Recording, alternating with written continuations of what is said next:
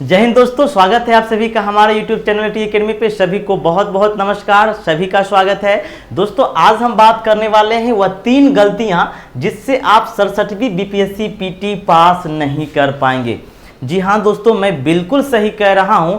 ये 3 गलतियां आप लोग हमेशा से करते आते हैं जिसके कारण से आपकी पीटी परीक्षा में रिजल्ट नहीं हो पाता है। आज हम इन्हीं प्रमुख गलतियों पर चर्चा करेंगे। याद रखिए, जो भी 67वीं बीपीएससी देने जा रहे हैं वे सावधान हो जाइए और ये 3 गलतियां बिल्कुल भी आप नहीं करेंगे। और याद रखिएगा, यदि आप इस 3 गलती को करेंगे तो आप बॉर्डर पर तो जरूर पहुंच पाएंगे, लेकिन 5-6 अंकों से या 3-2 अंकों से, कभी कभी तो 1 अंकों से आप पीटी परीक्षा में सफल नहीं हो पाएंगे।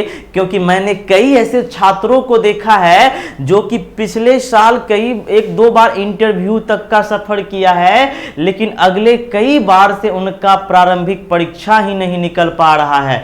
तो ये बहुत ही चिंता का विषय है दोस्तों, ये बहुत ही सोचने का विषय है दोस्तों कि आखिर किसके वजह से आपका पीटी का एग्जाम नहीं हो रहा है, आपकी क्या गलतियां हैं, आपकी क्या कमियां हैं। आज मैं उसी कमियों को आपको बताऊंगा। वैसे तो बहुत सारी कमियां हो सकती है, लेकिन मैं इस वीडियो में सिर्फ 3 कमियां बताऊंगा, सिर्फ 3 गलतियों को बताऊंगा जिससे यदि आप फॉलो करेंगे दोस्तों तो आप 67वीं बीपीएससी प्रारंभिक परीक्षा अवश्य पास करेंगे। क्लियर है? तो चलिएगा दोस्तों, देखिए, सावधान हो जाइए। जो भी 67वीं बीपीएससी दे रहे हैं वे सावधान हो जाइए और ये 3 गलती बिल्कुल भी ना करें आप लोग। देखिएगा, हम इस पर आपको बहुत ज्यादा डायलॉग नहीं मारने वाले हैं, ज्यादा वीडियो को लंबा भी नहीं करने वाले हैं। बहुत ही कम समय में मैं आपको बहुत ही सटीक जानकारी देने वाला हूं। क्लियर है? चलिएगा दोस्तों, तो सबसे पहले इन 3 गलतियां क्या है,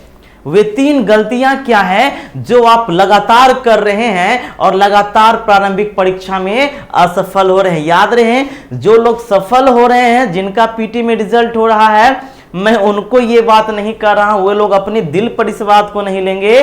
जो लोग असफल हो रहे हैं, मेरा यह प्रयास है असफल लोगों को भी आगे बढ़ाना, उनके लिए यह वीडियो है दोस्तों।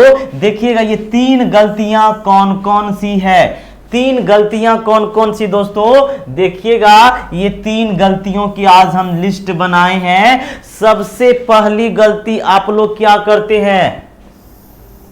सिलेबस को नहीं पढ़ते हैं।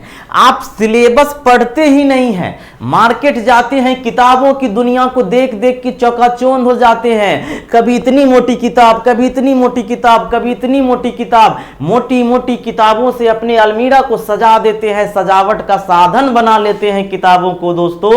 याद रखिए, लेकिन जो सबसे महत्वपूर्ण है वह किसी भी एग्जाम का जो सबसे महत्वपूर्ण होता है वो आपका सिलेबस होता है, पाठ्यक्रम होता है। और यदि आप सिलेबस के अनुरूप नहीं पढ़ेंगे, आपको पढ़ने का है आम, आप पढ़ लेंगे इमली, तो पता चलेगा कि आपका रिजल्ट हो गया कटहल। क्लियर है? तो याद रखिएगा, सबसे पहली गलती क्या करते हैं आप लोग? सिलेबस का एनालाइज नहीं करते हैं। सिलेबस को पढ़िए, सिलेबस को देखिए, क्या क्या चीज हमें पढ़ने का है वही चीज को पढ़िए। बेकार के फालतू चीजों को पढ़ने से कोई फायदा नहीं है दोस्तों। आपको यहां विद्वान नहीं बनना है, आपको मात्र एक कटअप पार करके प्रारंभिक परीक्षा पास करना है। आपको अगर विद्वान बनना है तो आप जा के मोटी किताबें पढ़ें, कोई दिक्कत नहीं है, किसी को कोई मतलब नहीं है, कोई नहीं टोकेगा, ना हम टोकेंगे। लेकिन आपको यहां एग्जाम पास करना है, और यदि एग्जाम पास करना है तो सिलेबस के बारे में आपको जानना चाहिए, सिलेबस को पहचानना चाहिए, उसको अपने दिलो दिमाग पर उतारना पड़ेगा। तभी जाकर के आपको समझ में आएगा कि हमें पढ़ना क्या है और छोड़ना क्या है। क्योंकि पढ़ने से ज्यादा उपयोगी होता है कि हमें क्या नहीं पढ़ना है, इसका भी सोचने का नजरिया होना चाहिए। तो दूसरा, हमने पहला बता दिया, सिलेबस को आप लोग नहीं पढ़ते हैं, यह सबसे बड़ी गलती है। जो भी वीडियो हमारा देखेंगे सबसे पहले जाकर के आप या तो गूगल से बीपीएससी के वेबसाइट पर जाकर के सिलेबस डाउनलोड कर लेंगे या मार्केट से आप सिलेबस को खरीद लेंगे। क्लियर है। दूसरा देखिएगा, क्वेश्चन बैंक नहीं पढ़ते हैं। बहुत सारे छात्र क्या करते हैं, मोटी मोटी किताबों की दुनिया में फंसे रह जाते हैं। कभी इतनी मोटी किताब पढ़ लेते हैं लेकिन कभी उनके पास टाइम ही नहीं मिलता है। उन मोटी किताबों को छोड़ करके उनके पास टाइम ही नहीं मिलता है कि वो एक बार जरा क्वेश्चन पेपर का भी रिवीजन कर ले। अगर आप क्वेश्चन पेपर का रिवीजन नहीं करेंगे, विगत के पूछे हुए प्रश्नों के स्वरूप को नहीं समझेंगे, आप एनालाइज नहीं कर पाएंगे कि किस सेशन से प्रश्न पूछे जा रहे हैं, कहां से अत्यधिक प्रश्न पूछे जा रहे हैं, प्रश्नों का पूछने का ट्रेंड कैसे चेंज हो रहा है, पिछले बार किस तरीके से ट्रेंड में क्वेश्चन पूछा गया था, उनका स्वरूप क्या है, उनका विस्तार क्या है। ये तभी आप एनालाइज कर पाएंगे दोस्तों जब आप प्रीवियस ईयर क्वेश्चन को पेपर को लगातार देखेंगे, लगातार रिवीजन करेंगे।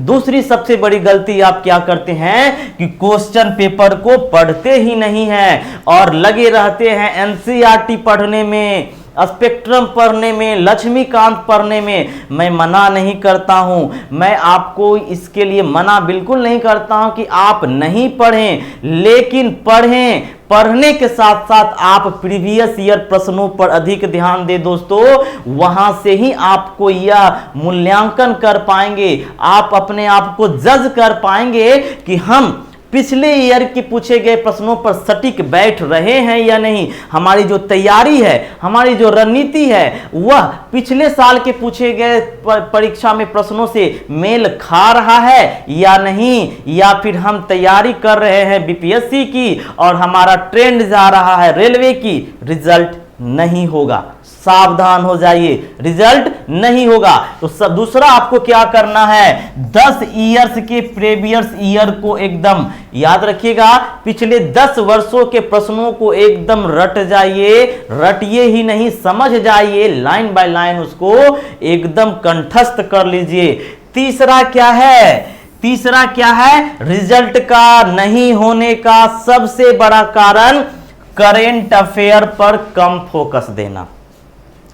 अब स्टूडेंट सोचते क्या है, करेंट अफेयर को लेकर के कुछ मनोवृत्ति ऐसी हो गई है छात्रों को लेकर के कि वे सोचते हैं कि अभी से क्या पढ़ना है, एग्जाम जब आ जाएगा 20-25 दिन पहले करेंट पढ़ेंगे, तैयारी हो जाएगा। ये आपका सोचना गलत है दोस्तों, ये गलत है। आप देखेंगे पिछले ईयर्स 66वीं बीपीएससी की आप बात करते हैं दोस्तों, 35 प्रश्न, 35 से 38 प्रश्न जो है करंट से पूछे गए थे और करंट अफेयर का ट्रेंड दिनों दिन बढ़ते जा रहा है, इसका क्षेत्र व्यापक होते जा रहा है और ये अन्य सब्जेक्टों पर हावी होते जा रहा है। वैसे में यदि आप करंट अफेयर को इग्नोर करते हैं, ज्यादातर स्टूडेंट ध्यान कहां लगाएंगे, हिस्ट्री पढ़ने में, ज्यादातर स्टूडेंट ध्यान कहां लगाएंगे, साइंस पढ़ने में, बिहार स्पेशल पढ़ने में। वो पढ़ें, वो पढ़ना है आपको, मैं मना नहीं करूंगा कि नहीं पढ़े, हिस्ट्री भी पढ़ें, साइंस भी पढ़ें, लेकिन आप यदि करेंट अफेयर को इग्नोर कर रहे हैं, ये आपकी सबसे बड़ी भूल है, सबसे बड़ी गलती है। 35 से 40 प्रश्न आप देखिएगा 67वीं में करेंट अफेयर का दबदबा रहेगा और यदि आप इसे अब भी इग्नोर कर रहे हैं, संभल जाइए, अभी भी मौका है, संभल जाइए, अभी भी मौका है दोस्तों, कुछ नहीं बिगड़ा है, अभी भी 3 महीने का समय आपके पास है, डेट भी बढ़ेगा। क्लियर है? तो आप अभी से भी इन करेंट अफेयर पर फोकस करना शुरू करिए। अब पढ़ेंगे कहां से, कैसे तैयारी करना है, हमारा अगला वीडियो आएगा कि इन सभी गलतियों का समाधान किस प्रकार से करें, कौन सी किताब आपको इस गलतियों का समाधान करवाएगी, ये मैं अगले पार्ट में लेकर के आऊंगा। तो अगर आपका इस इंतजार रहेगा मेरा अगले पार्ट का, कमेंट में जरूर लिख करके बताइएगा कि क्या हमारे आप अगले पार्ट का इंतजार कर रहे हैं, आपको अगला मेरे द्वारा अगला पार्ट बनाना चाहिए, कमेंट में जरूर करके बताइएगा। दोस्तों हमने कहा था ज्यादा समय नहीं लेंगे, बहुत ही कम समय में आपको बहुत अच्छी बातें मैंने बता दिया है। दोस्तों ये 3 गलती को आप सुधार लीजिए, देखिए आपके मार्क्स जो है 10 मार्क्स आपके बढ़ने शुरू हो जाएंगे। जिस दिन से ये 3 गलती आप सुधार लीजिएगा, मेरा वादा है दोस्तों, मेरा भरोसा है, मेरा चैलेंज है कि आपके 10 मार्क्स उसी दिन से बढ़ने चालू हो जाएंगे। क्लियर है? तो इसी के साथ मैं विदा लेता हूं, फिर हम आपसे नेक्स्ट पार्ट में रूबरू होंगे। आप लोग कमेंट में जरूर बताइएगा कि नेक्स्ट पार्ट किताब को लेकर के बनाना चाहिए कि नहीं, कि वो 3 किताबें जो आपकी बीपीएससी में बहुत मददगार साबित हो सकती है। तो मिलते हैं फिर नेक्स्ट वीडियो में। कमेंट में आप सभी का स्वागत है, सभी लोग कमेंट करेंगे। चलिएगा, फिर से आप सभी का एक बार स्वागत है। सभी को बहुत बहुत धन्यवाद। मिलते हैं नेक्स्ट पार्ट में। जय हिंद।